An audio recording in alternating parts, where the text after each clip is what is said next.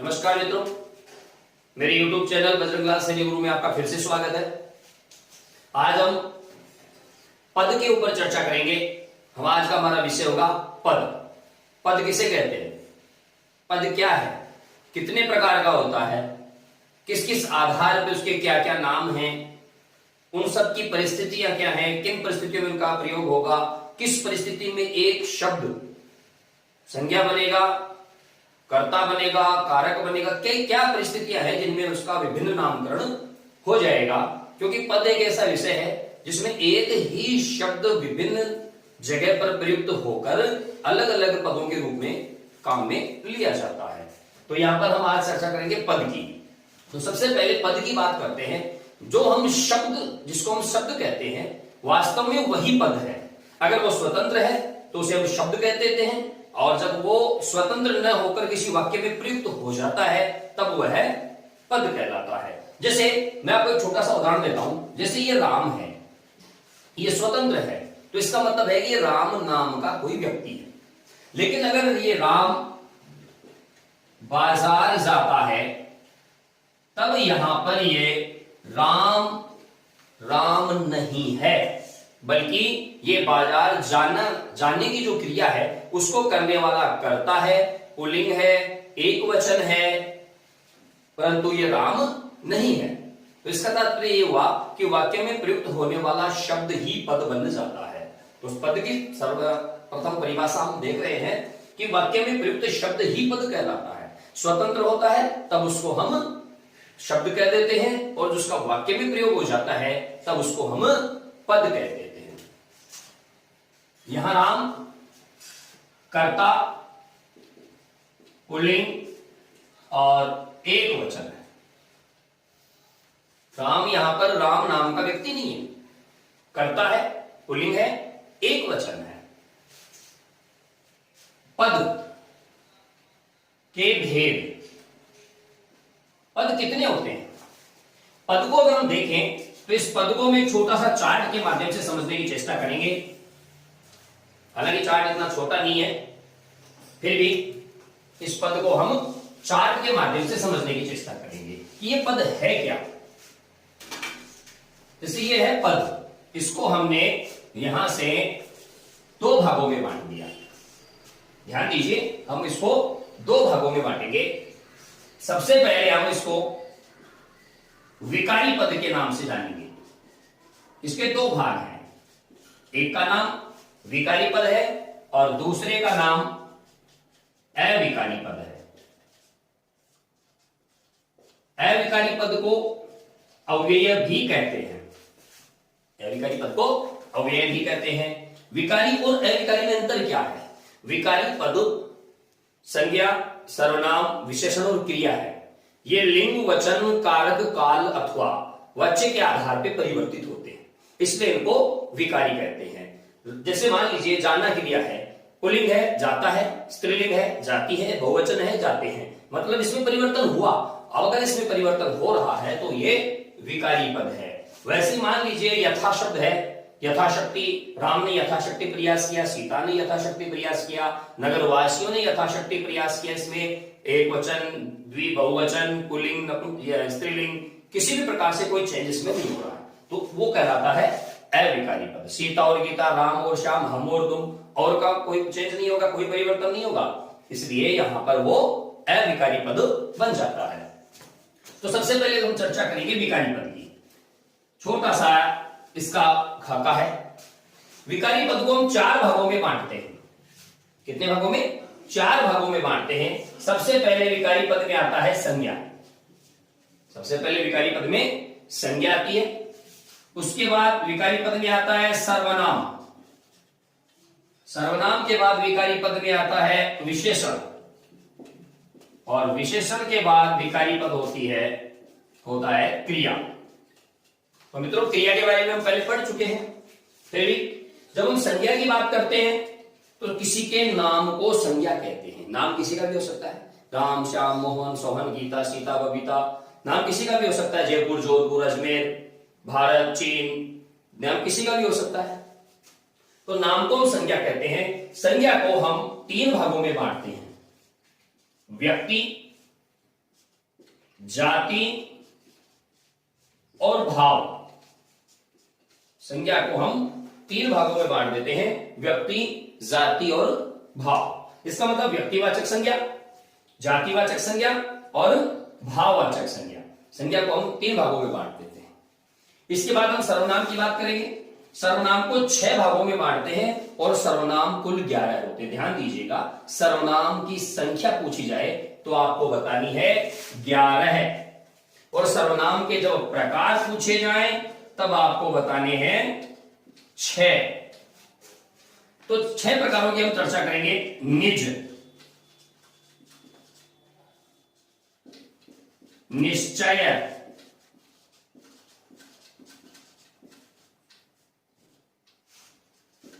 अनिश्चय,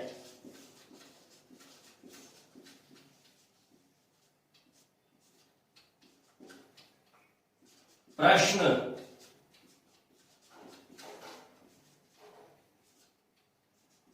संबंध,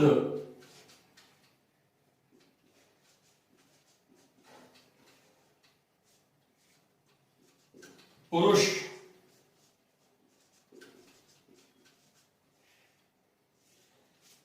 हम इनको 6 भागों में बांट देते हैं। 1, 2, 3, 4, 5 और ये 6। ये हो जाते हैं 6। निजवाचक, निश्चयवाचक, अनिश्चयवाचक, प्रश्नवाचक, संबंधवाचक और पुरुषवाचक। इस पुरुषवाचक को हम 3 भागों में बांटते हैं। उत्तम, मध्यम और अन्य। इस प्रकार सर्वनाम के 6 प्रकार हो गए। निजवाचक, निश्चयवाचक, अनिश्चयवाचक, प्रश्नवाचक, संबंधवाचक और पुरुषवाचक। और पुरुषवाचक के 3 प्रकार, उत्तम पुरुष, मध्यम पुरुष और अन्य पुरुष। ये एक तरह से अंग्रेजी के पर्सन है, फर्स्ट पर्सन, सेकंड पर्सन और थर्ड पर्सन। उसके बाद हम चर्चा करते हैं विशेषण की। केवल हम एक छोटा सा चार्ट बना रहे हैं कि पद क्या है। विशेषण की जब बात करते हैं तो विशेषण के 4 प्रकार हैं। सबसे पहले गुणवाचक, संकेतवाचक,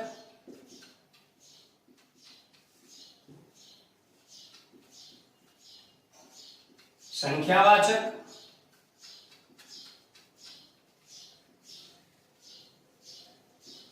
परिमाणवाचक।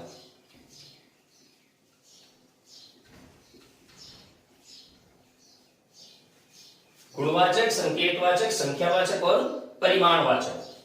अब ये जो संख्यावाचक है ये 2 रूप में चलता है, निश्चित संख्यावाचक और अनिश्चित संख्यावाचक।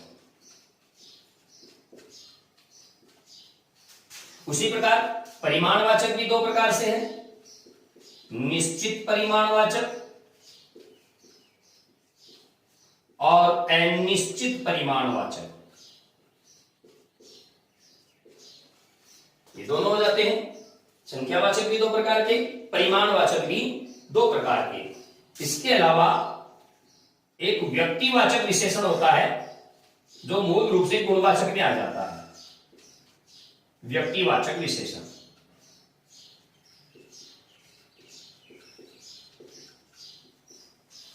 तो विशेषण 3 प्रकार के, गुणवाचक 4 प्रकार के, गुणवाचक, संकेतवाचक, संख्यावाचक और परिमाणवाचक। ये जो है ये अतिरिक्त है जिसको व्यक्तिवाचक विशेषण कहते हैं और ये गुणवाचक के अंतर्गत ही आ जाता है। क्रिया की हम चर्चा पहले कर चुके हैं, फिर भी क्रिया को हम छोटे से रूप में यहां भी लिख देते हैं। क्रिया को मुख्य रूप से 2 भागों में बांटा जाता है, अकर्मक और सकर्मक। फिर बाकी जितने भी भेद होते हैं वो कर्म के आधार पर अकर्मक में भी आ जाते हैं, सकर्मक में भी आ जाते हैं। तो मित्रों ये विकारी पद 4 हो गए, एक संज्ञा, दूसरा सर्वनाम, तीसरा विशेषण और चौथा क्रिया। इनको विकारी इसलिए कहते हैं क्योंकि इनमें लिंग, वचन, कारक, काल या स्थिति के आधार पर इनमें कोई ना कोई परिवर्तन हो जाता है, इसलिए ये विकारी पद इनको कहा जाता है। दूसरे हैं अविकारी पद। अव्ययकारी पदों की संख्या भी 4 है। और वो कौन कौन से हैं? सबसे पहला क्रिया विशेषण। क्रिया विशेषण अव्ययकारी पद है। क्रिया विशेषण अव्ययकारी पद है। और दूसरे नंबर पे आ जाता है रीतिवाचक, सॉरी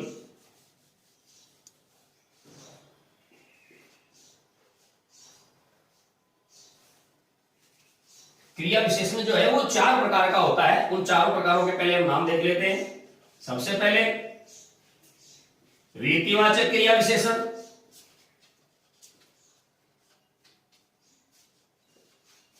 दूसरा परिमाणवाचक, तीसरा कालवाचक और चौथा स्थानवाचक। तो क्रिया विशेषण को मूल रूप से 4 भागों में बांटा गया है: रीति, परिमाण, काल और स्थान।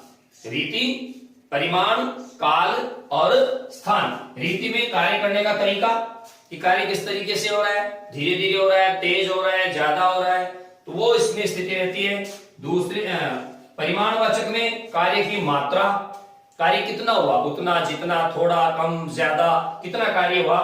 काल का मतलब समय से है, क्रिया किस समय संपन्न हो रही है, कल होगी, आज हो रही है, अब हो रही है, सुबह की, शाम को, दोपहर को, कब किस समय क्रिया हो रही है। स्थान का मतलब क्रिया का स्थान है, काम कहां हो रहा है। ध्यान दीजिए, क्रिया का आधार नहीं, क्रिया का स्थान।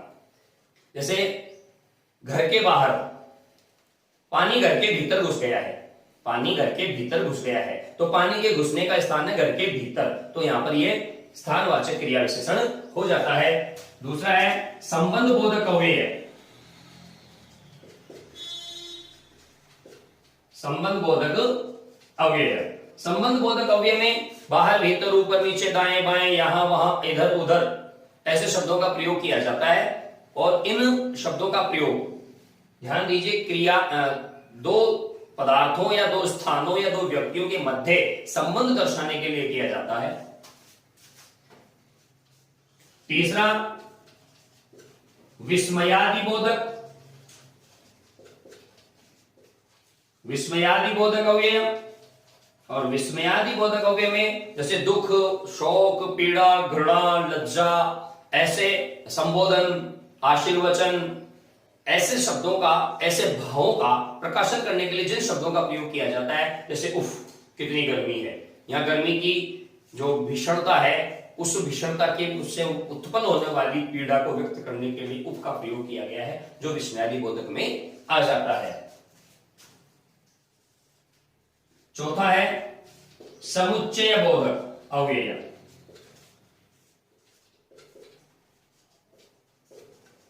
समुच्चय का मतलब होता है जोड़ना, दो वाक्यों को या दो शब्दों को जोड़ना।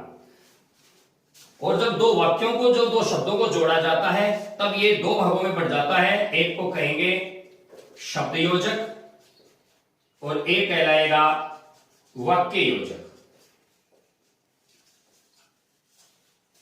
एक शब्द योजक, एक वाक्य योजक। इसके बाद इनके भी दो भाग हो जाएंगे, योजक और वियोजक।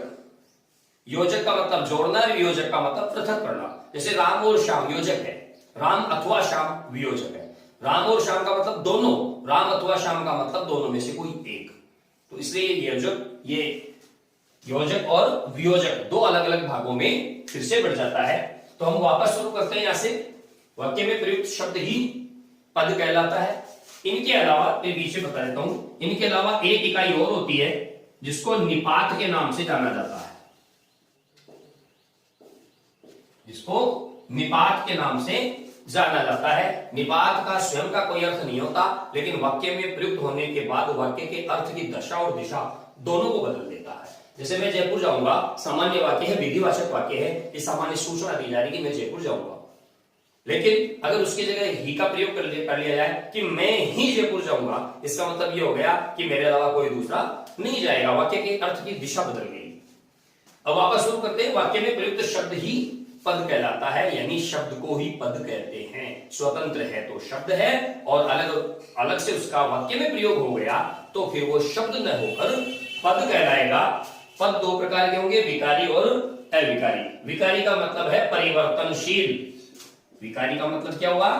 परिवर्तनशील। इसका तात्पर्य यह हुआ कि किसी भी प्रकार से कारक, काल, लिंग, वचन, इन सब के आधार पर या इनमें से किसी एक के आधार पर भी जिस शब्द में या पद में परिवर्तन हो जाता है उसको हम विकारी पद कहते हैं। जैसे संज्ञा मान लीजिए राम है, एक छोटा सा है वाक्य लिखता हूं कि राम ने राम को देखा, तो देखिए यहां पर राम करता है और यहां पर राम कर्म है, तो इसका मतलब राम की स्थिति बदल गई। अब वहां पर कोई व्यक्ति नहीं है राम, बल्कि वो कारक हो गया, तो इसलिए परिवर्तन होने के कारण संज्ञा को कहां रखा गया है? विकारी पद में। ऐसे ही सर्वनाम यह का इस हो जाता है, इन हो जाता है, परिवर्तन इसमें होता है। तो ये भी 6 प्रकार जो इसके हैं ये विकारी में आते हैं। विशेषण के 4 प्रकार के विकारी में आते हैं। अगर लड़का है तो अच्छा है, लड़की है तो अच्छी है, लोग है तो अच्छे हैं, तो इसका मतलब अच्छा, अच्छी, अच्छे। पुल्लिंग, स्त्रीलिंग और बहुवचन में इसका वो परिवर्तित हो रहा है। क्रिया ये 4 प्रकार के मैंने आपको बता दिए। क्रिया 2 प्रकार की हम पहले चर्चा कर चुके हैं। अविकारी पदों में क्रिया विशेषण आता है। सबसे पहले क्रिया विशेषण क्रिया की विशेषता बताने वाले शब्दों को कहते हैं। क्रिया की विशेषता बताने वाले शब्दों को क्रिया विशेषण कहते हैं। क्रिया विशेषण जैसे मान लीजिए वह धीरे धीरे चल रहा है, तो चलना क्रिया की विशेषता है, धीरे धीरे। तो इसका तात्पर्य यह हुआ कि क्रिया विशेषण वहां पर रीति, चलने का तरीका बताया है, इसलिए वहां रीतिवाचक क्रिया विशेषण है। उतना ही बोलो जितनी आवश्यकता हो।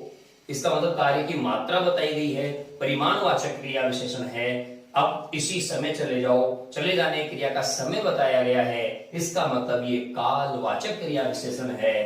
घर के भीतर पानी घुस गया है, वह घर के भीतर घुस गया है, इसका मतलब है इसमें भीतर जो क्रिया का स्थान है घर के, उसका स्थान बताया गया है, तो स्थानवाचक क्रिया विशेषण है। संबंध बोधक अवयव में ये इधर उधर, बाहर भीतर, ऊपर नीचे, दाएं बाएं, सामने पीछे, दोनों ओर, चारों ओर, सब ओर, ऐसे शब्दों का प्रयोग इसमें किया जाता है। विस्मयादि बोधक में उफ, हाय, हे, अरे, ओ, छी, थू, आख, वाह, शाबाश, बहुत अच्छे, सुंदर, ऐसे शब्दों का इसमें प्रयोग किया जाता है। समुच्चय बोधक में 2 वाक्यों या 2 शब्दों को जोड़ने अथवा पृथक करने का कार्य किया जाता है। जब वो शब्द को जोड़ते हैं तब शब्द योजक कहलाते हैं, वाक्य को जोड़ते हैं तब वाक्य योजक कहलाते हैं।